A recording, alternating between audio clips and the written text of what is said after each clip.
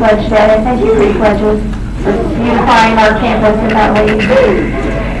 So today's convocation is a little bit different than some of the others that we've seen. This is not about the 21st century challenges per se. This convocation is going to be cross-disciplinary, which is another thing that you have been learning about and talking about in your FYE classes. And today we're very excited to have three of our own faculty here.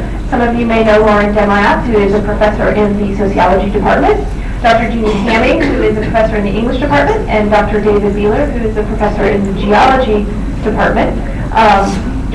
They are going to be talking to us today on the topic of complexity. Please make sure your cell phones are silent.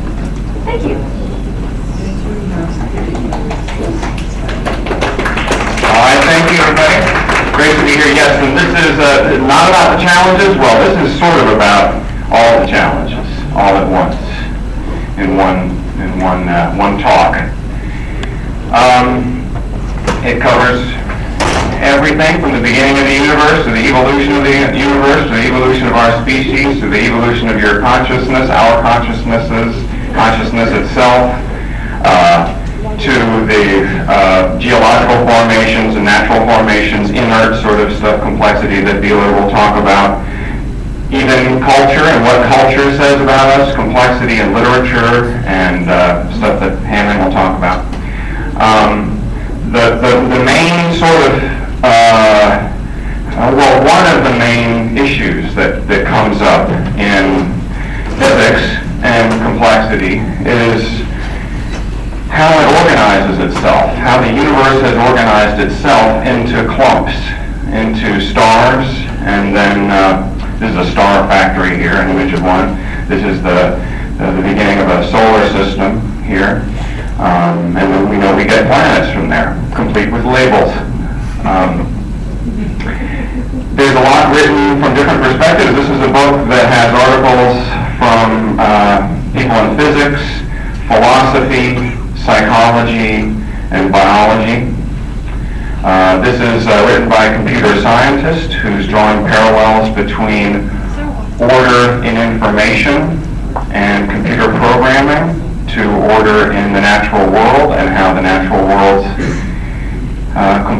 growing complexity can be modeled by that. And she talks about computer models there, Melanie Griffith. Albert Baravasi has studied the internet and how the internet has become more and more complex and ordered, though in a scale-free way, so that some things just become bigger and bigger. And if you think of some websites that all other websites sort of link to, but you can name a few beginning with a G or Y or whatever. Y, who links to Yahoo anymore? Anyway, here's a person's social network, who is Professor Western Communication Agency had these mapped by color by where they are geographically, and you can see that sort of, that map. You could do it in a number of different ways and see how that network organizes itself. Eric Chison is a physicist at MIT, actually at Tufts, and has another appointment at Harvard. And he has charted, he's graphed how energy used by a system has increased per gram of the system, how these systems increasingly use more and more energy. So we have galaxies at the bottom, stars, planets, plants, animals, brains, and society. We're increasingly using energy. So those are the different kinds of stars, red dwarf on up to supernova, pre-supernova, different kinds of plants. And you may recognize up at the top those that have the most energy contained in them and requiring energy to make that, corn and sugarcane. And then our different kinds of societies. And you may think that we're using less energy now than we were per sort of gram of society, but we're not. We're using much more. You can see exponentially it increasing. Modeling the process in sociology is what a lot of us are trying to do in social science. In social science generally, economics, political science, they're doing similar things. Sociology is the study of social behavior generally, so it tends to fall into our camp to study these more abstract phenomena. Here's a book by Epstein and Axtell. They have tried to model the processes of complexity increasing, and that can mean just differentiation, just grouping, seeing things group, and seeing new groups emerge. So here they've scattered in this top cell, random scattering of agents in this two-dimensional computer landscape that has certain qualities, and given their instructions, they begin to group together and separate and segregate and then mix and begin to lose their differentiation. Here's another one. This is by Axelrod, where up there they're starting randomly scattered, and based on a few simple instructions, a few simple rules, they differentiate themselves and become here, segregated neighborhoods. I've written on how culture creates an order for us. So after my book, I was looking around for other things, and I thought it might relate to this. As we interact with others, shared understandings emerge, like language or stories that mean something to us. Hey, we can talk about Paris, right? I know a lot of y'all recognize you from Paris. We got stories about that kind of stuff.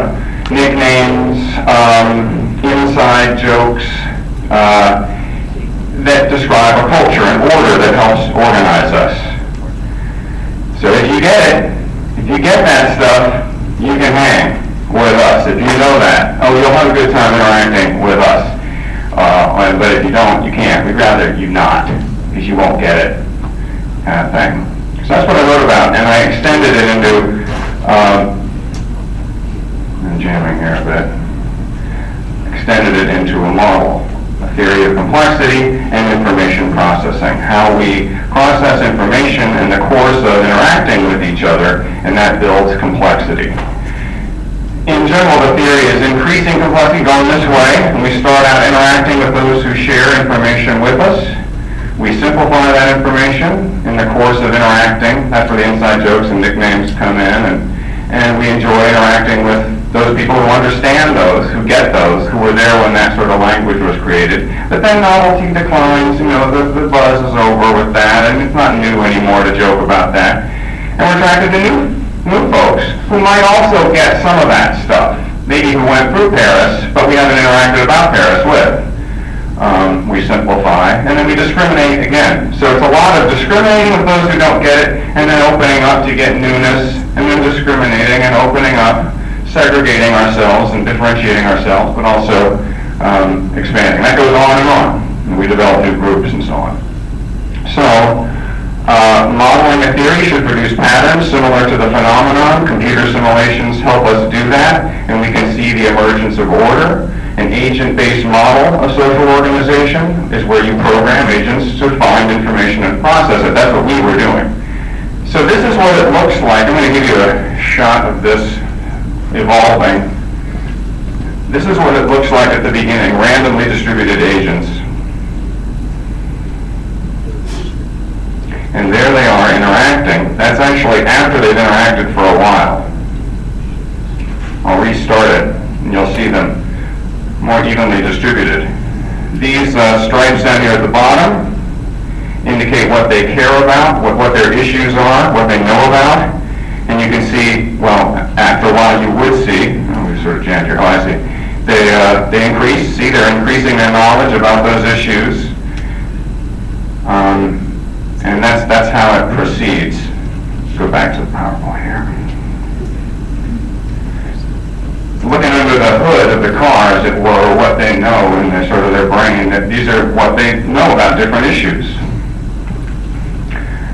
We've got 20 issues. It's an example of that. But we realize that it depends on meaningfulness how much they care about issues that would matter. So we operationalize meaningfulness as frequency and stability and impact. And I wouldn't go into detail with you guys on this, but it's just sort of how the conditions of encountering things. So that's where they are without meaningfulness, and that's an expression of where they are with meaningfulness. And that biases who you interact with. So we start out there, we end up there at first, clumped. Everybody tends to get bigger and they get slow because they're able to move faster if they're lighter. Then we remembered entropy, and that means stuff, you forget stuff, and we need stuff to recycle, so we begin to recycle things. Attractiveness is based on meaningfulness, and interactions increase in similarity. Excuse me, I'm just going to show you. Okay, there we go. So those little dots there, those little squares, all those little squares, these are little sort of poop piles, if you will, things that they forget, that the lighter ones can pick up and recycle, but they can move around faster. They can pick up stuff, sort of like you guys, how you're more nimble, less laden with interests, material and otherwise, and more flexible. Hope for complexity studies in social science, well, when to mix and when to match, when to discriminate, segregate, when to diversify, homogeneity versus heterogeneity, what keeps us healthy and secure psychologically, when do you want to be diverse, psychologically, when should you focus, socially, politically. We're all for democracy and freedom of speech, but sometimes we're not. And when should we not be? And how interaction forms matter. Freedom of speech and sort of what the internet gives us. Is texting really good? All of y'all will say yes, and I'm converted. The texting is good. eBay, YouTube, things like that. How does that matter for creating complexity? Okay, on to the natural sciences.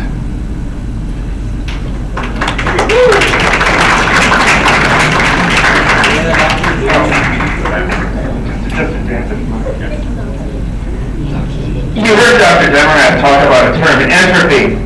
Some of you may remember that term from a high school chemistry class or something like that.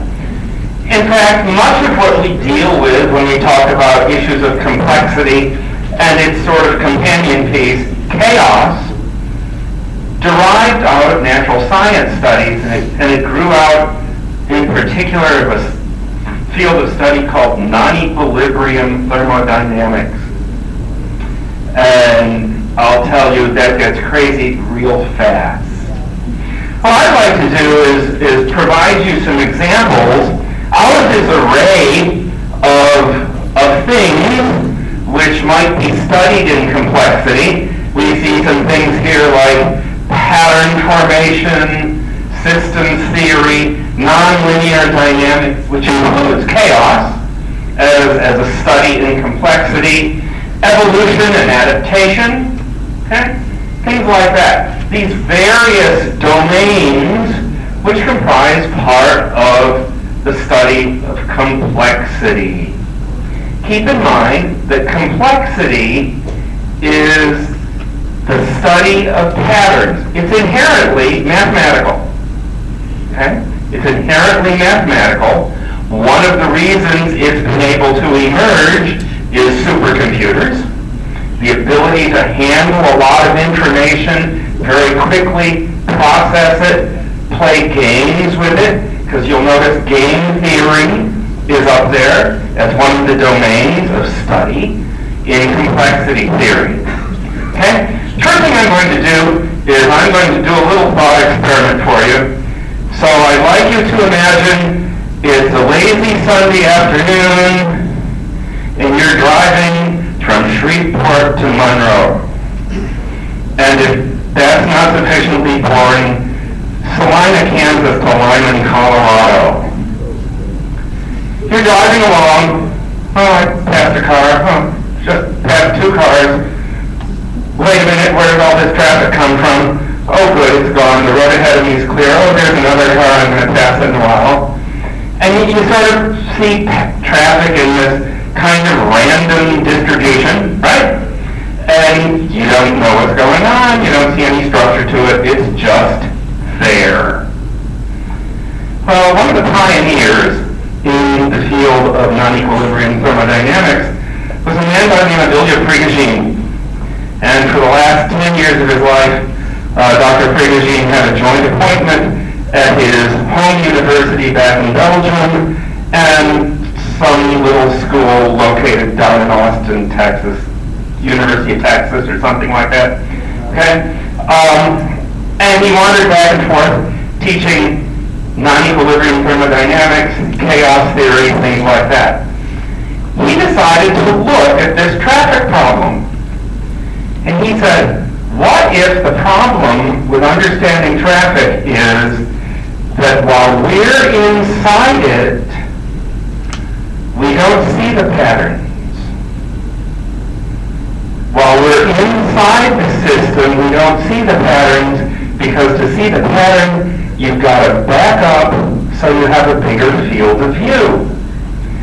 So Prigogine put one of these traffic counters out on a road and collected a week's worth of traffic crossing it. And then had the computer analyze it. And he said, wow, there's something interesting here. This pattern looks familiar. He started doing some statistics, and he said, this pattern looks just like the distribution of velocity of gas molecules that I see predicted by a well-known theory called the kinetic theory of gases. So Prigogine wrote a paper entitled The Kinetic Theory of Traffic and described these large-scale structures, this large-scale organization that exists in some things that he first referred to as superstructures. Okay? That what appears to be a random traffic pattern organizes itself into clusters. As he ran the model, traffic jams emerged spontaneously. And you've probably experienced this. You're driving down the interstate, and all of a sudden you get this clump of traffic, everybody's slowed down to 55, right? Instead of the 70 or 75.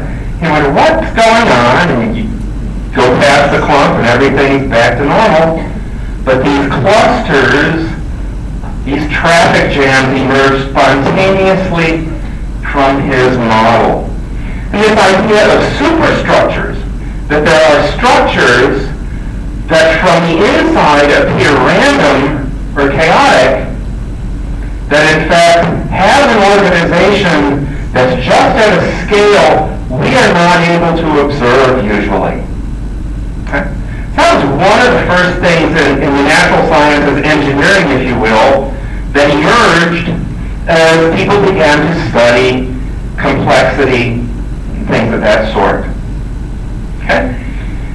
Another area here involves a process that we call feedback.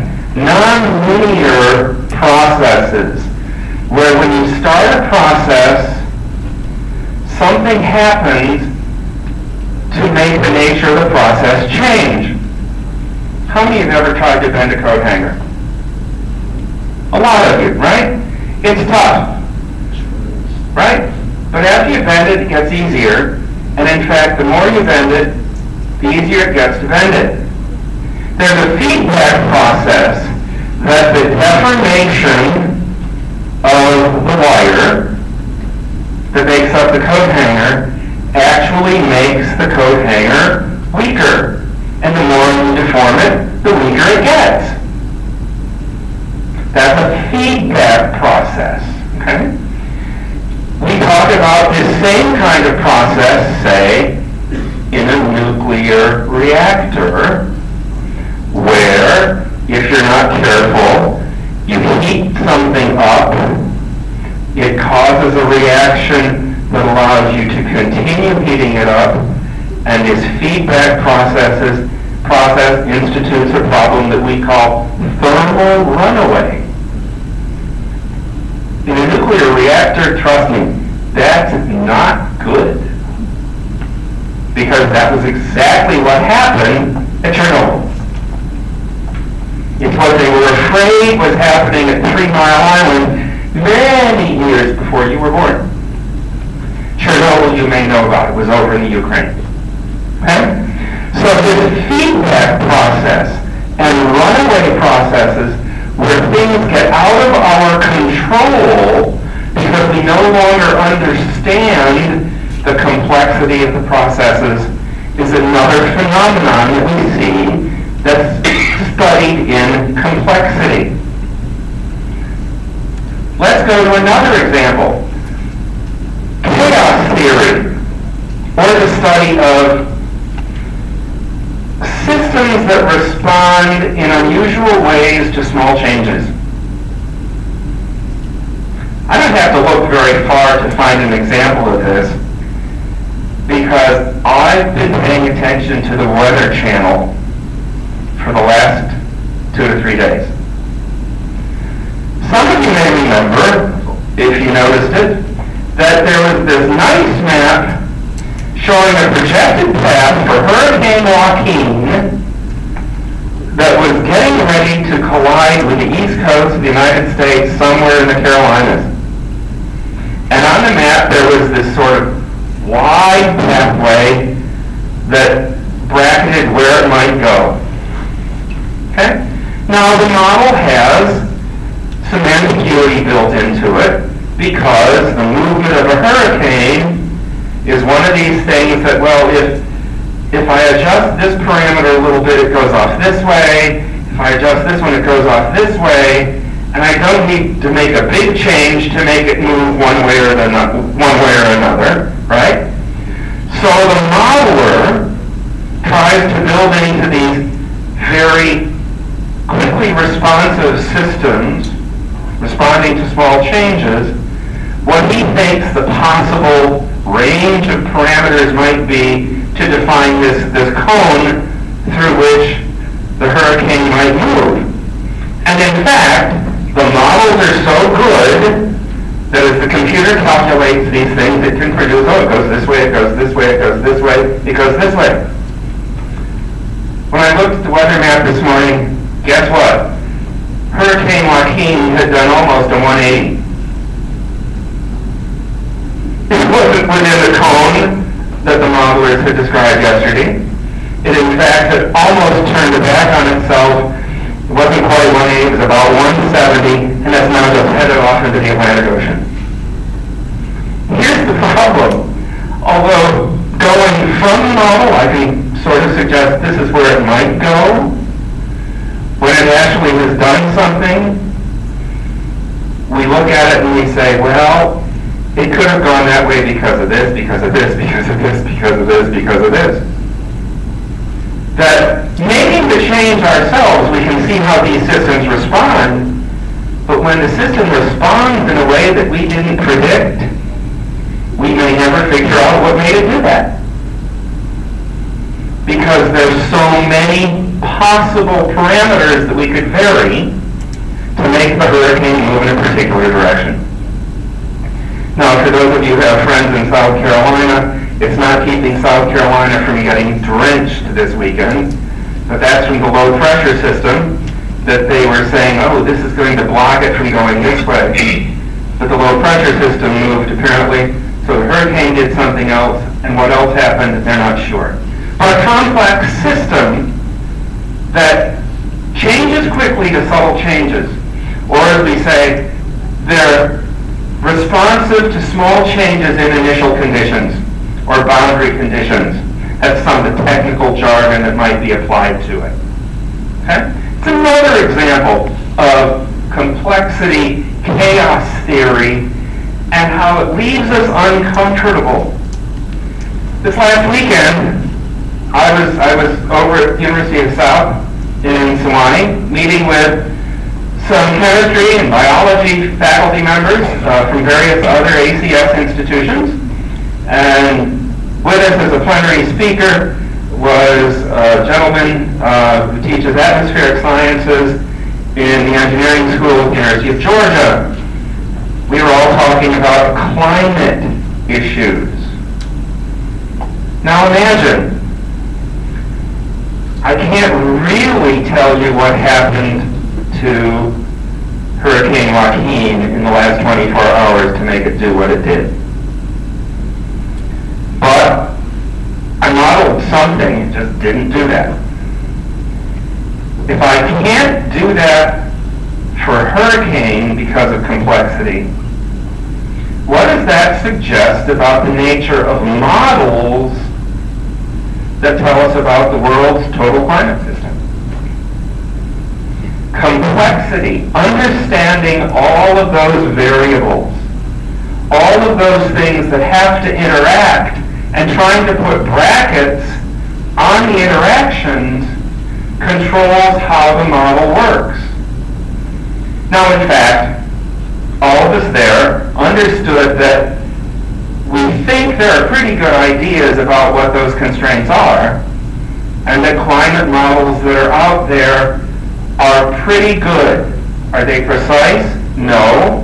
Is any one of them correct? No, but when you take a range of them, they probably give you a broad idea about what's going to happen.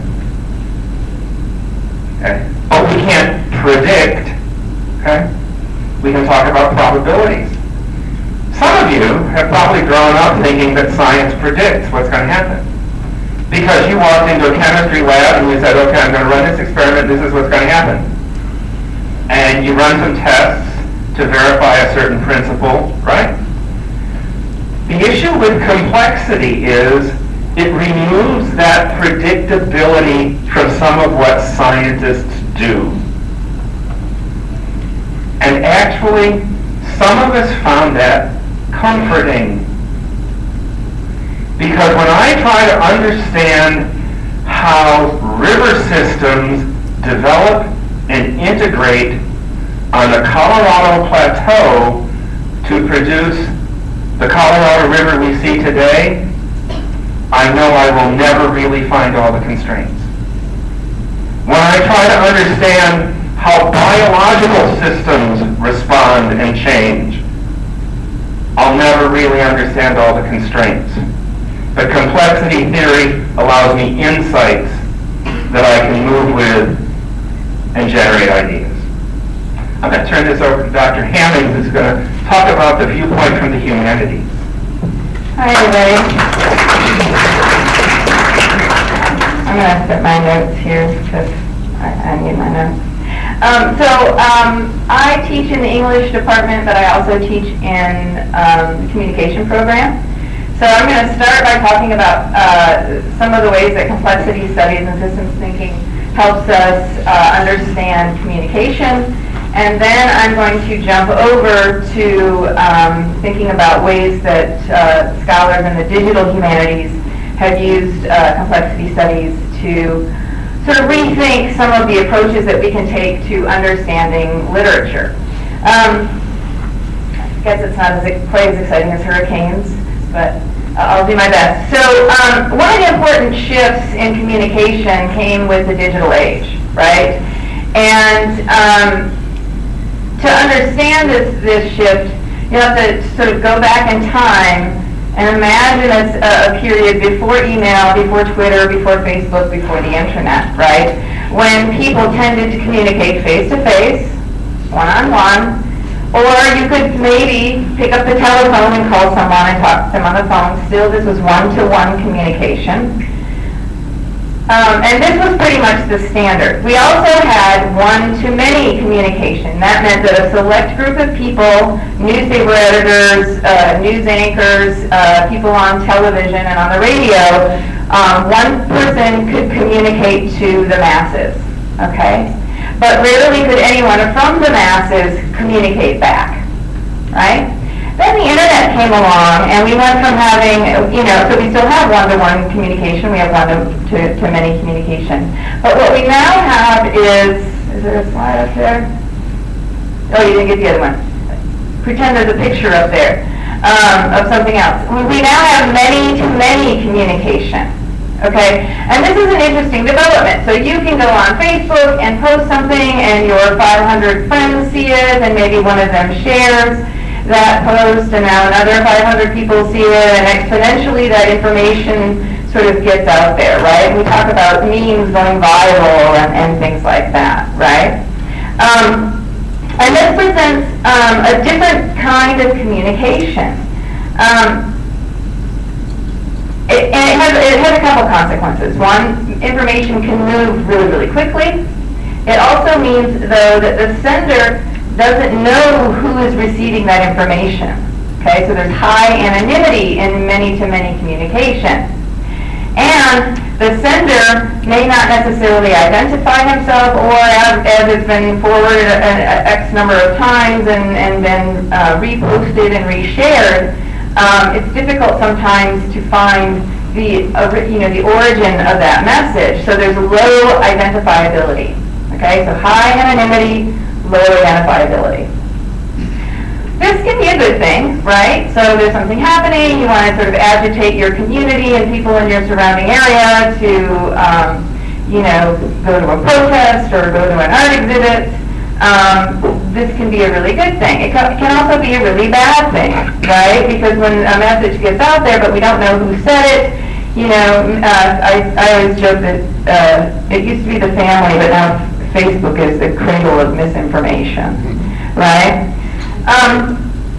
But there's been some interesting developments as a result of this change. And I just want to give you one example. And the example comes from a really good book by Clay Shirky called Here Comes Everyone, The Power of Organizing Without Organizations. And he uses the example of the organizational structure for making Microsoft's Encarta. Does anyone know what that is? Okay, that's because in about 2010, Microsoft Encarta had this plan that they were going to create this awesome encyclopedia, right? It was going to be the coolest encyclopedia ever made because it was going to have all the information that was in Encyclopedia Britannica and Pumpkin Wagnall and all those books that I had on our fireplace mantle as a kid. But it was also going to have images and animations and video and interview and all this amazing stuff. And so they gathered all that information, and they hired a bunch of people, and there was an editor, and he would assign tasks to his employees. They were all paid to produce this information, and it was a very slow process, and it was a very expensive process. And around about the same time, this other encyclopedia called Wikipedia came into being. It emerged online. At first it wasn't much of anything. And then it developed in a sort of complex network-like pattern. And so what would happen is they would simply throw up stubs for information. And anyone who had a little bit or a lot of expertise on a particular topic would, simply for the pleasure of doing it, post information on a Wikipedia page. Okay, so what Wikipedia was able to do is tap into what Shirky called a cognitive surplus. Okay, so lots of people who were motivated by just interest in the topic, by a feeling of wanting to show off, or a sense of like, hey, look at that, something I wrote ended up on Wikipedia. Or maybe you're really good at editing other people's stuff. So maybe your only contribution was to go in and fix some editorial areas on an article on Wikipedia. But over time, the collective contribution of millions of people have created the largest encyclopedia, digital encyclopedia, for free. Now, obviously, there are, again, flaws with this kind of, sort of community-generated project, right? There's room in there for people to put in sort of politically biased positions and things like that. Information can be left out, can be explained in a way that's not clear. But the ability of Wikipedia pages to correct themselves rapidly is pretty amazing, okay? So there's also there's a speed factor that's really important. Does this make sense? Okay. So what we learn from this, I think, is that hierarchical organizations by design are less complex. They're more predictable. In other words, whoever's at the top has more control, and they're easier to direct. They also have fewer higher leverage points. And what that means is that you're not going to get a rapid, dramatic change in the system if you change, so somebody is one of the low-level writers in Carta says, screw this, I quit, and they hire somebody new, there's not a lot of change, right? But if the person in charge, say, of all the money at the top says, this is too expensive, we're abandoning the project, the whole thing goes away, right? So that's something like this, right? This is what Encarta would have looked like. But if you have a system like this, where it's networks, there's multiplicity, there's clusters here and there, if this guy says, oh, screw you, I'm not doing my job, the network will just adapt and move around it. Does that make sense? So there are multiple ways to achieve the same goal. So there are more lower leverage points. That can make a complex system like that much more adaptable and much more resilient over time. Okay? This is true also of ecosystems, right? If you reverse the biodiversity in an ecosystem, that system becomes very vulnerable. Some change can affect the whole system in a negative way. If you have a very complex ecosystem, like a rainforest or a prairie, right? They're much more adaptable. Changes can come and they can usually rebound. Does that make sense? Okay, so this is true of human organizations as well. One of the terms for this, of course, of the Wikipedia model is called crowdsourcing. Is this a familiar term? Yes, ma'am? Okay, so but think about the possibilities of this. One of the ones that I've been thinking about is the National Cancer Register in the United States. The way the National Cancer Register works is that people go to the doctor. The doctor says, hey, you have this tumor. They send it out, they get it tested. Yep, you have cancer. It's this kind of cancer. And so that gets sent to the National Cancer Register. And what they usually put down is what's your gender, what's your age, where were you when you were diagnosed with that cancer, and what kind of cancer it is. Okay? And that process is extremely slow. It's also true sometimes that someone will die of a disease that is not cancer while they also have cancer. That information, that data never enters the cancer registry. Okay? What if we created a crowdsourced cancer registry? What if we created space where people could go on there and say, yeah, my grandmother died of breast cancer in 1982. This is where she worked. She lived in this area for part of her life, and then she moved here. She worked in a dry cleaning factory. And we could get all kinds of data and all kinds of detail. What if that cancer registry included pets?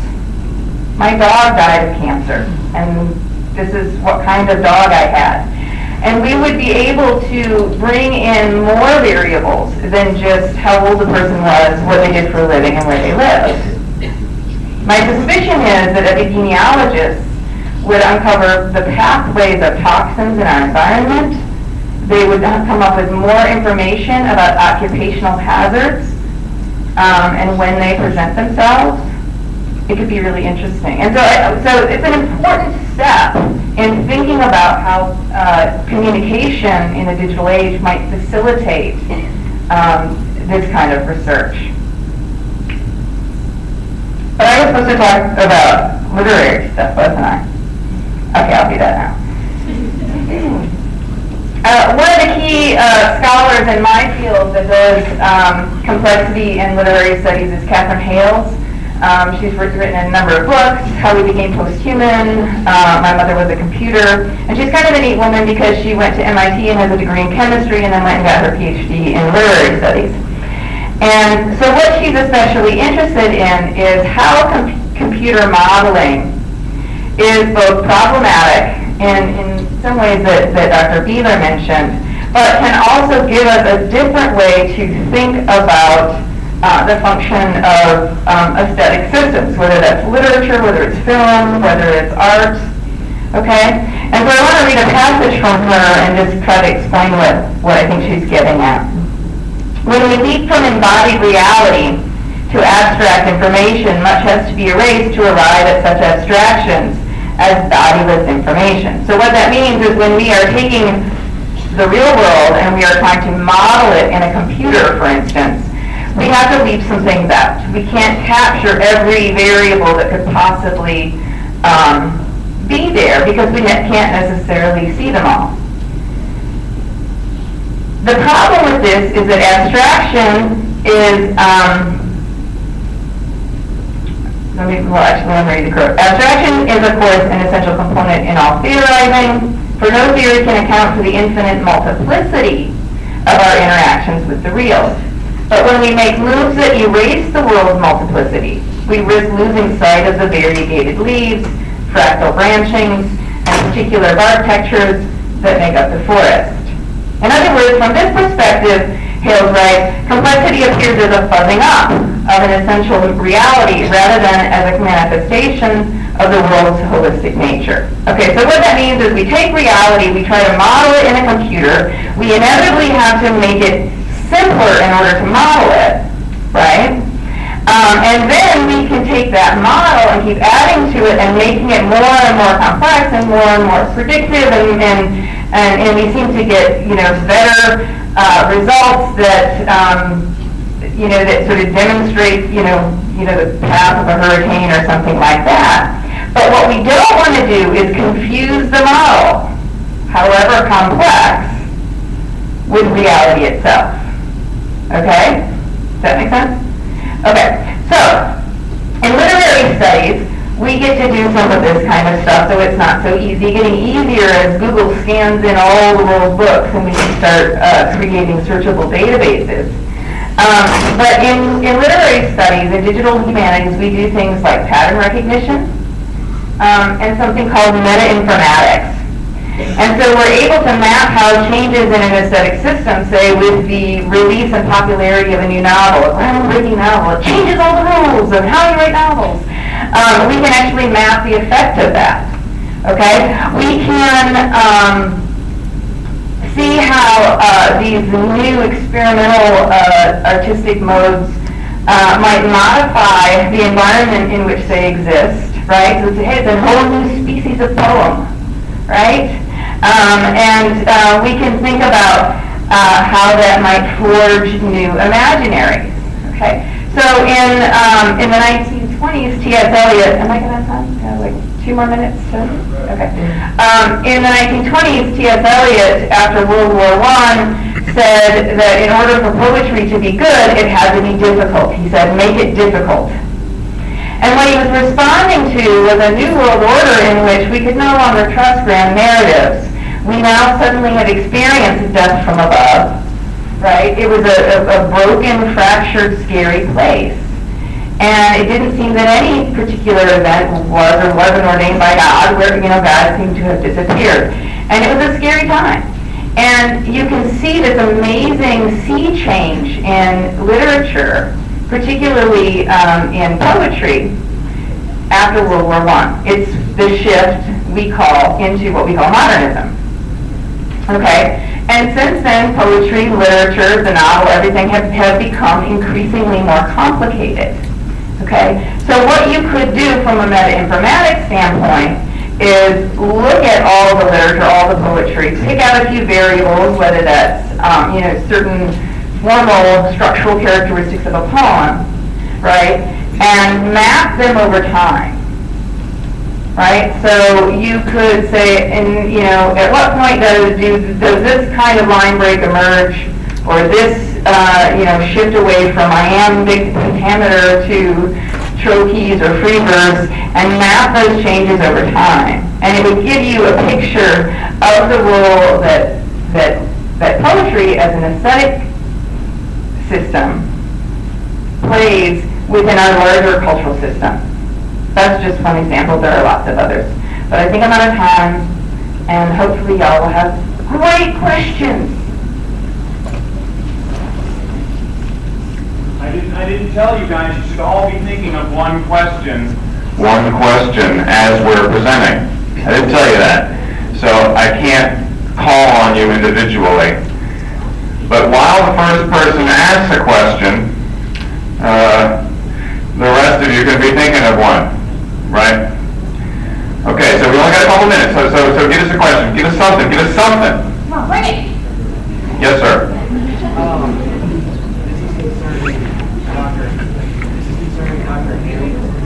Okay, Dr. Hammond's here. By the way, in the old days, when we used to have a lot of these meetings, you would stand up in a crowd when you're asking your question. Go ahead and stand up so we can hear you a little better.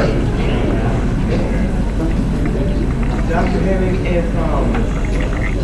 if constructing things like Wikipedia in more of a matter of a network as opposed to the other model that Encara was going to be based on, why do you think more stuff isn't done in such a way if it can self-correct? I'm going to say that it's money. Wikipedia is free, right? There are no employees, per se. There's the guys that run it, and you can maybe sell advertisements and stuff like that. I don't even know what the funding model is for Wikipedia. But the point of Encarta was to make this amazing thing and then have people buy it.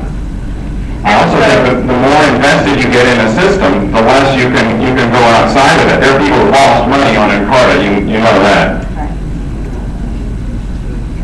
It's a good question, though.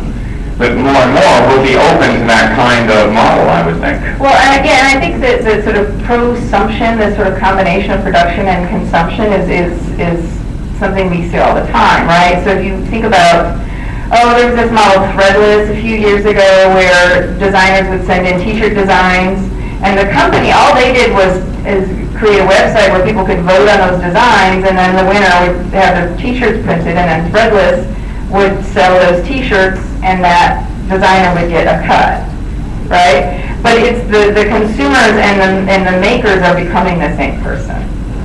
One person wants to use it for national security. There's a good TED Talk with Anna Neuberger, I think is her name, and she wants all of us to be part of the CIA, or rather the FBI, internally monitoring our security. Another question? Another quick question? Last question.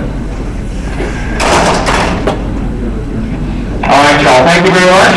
Thanks for your attention. Have a good week. Good weekend. Go to the film prize. Go to the LA Film Prize tonight and tomorrow night if you know what's good for you and it's fun. Where's that? Get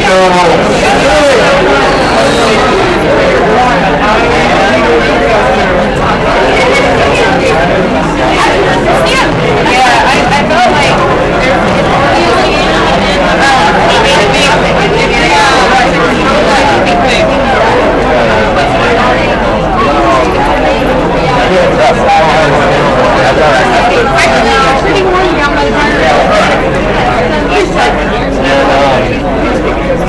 Where should I go from?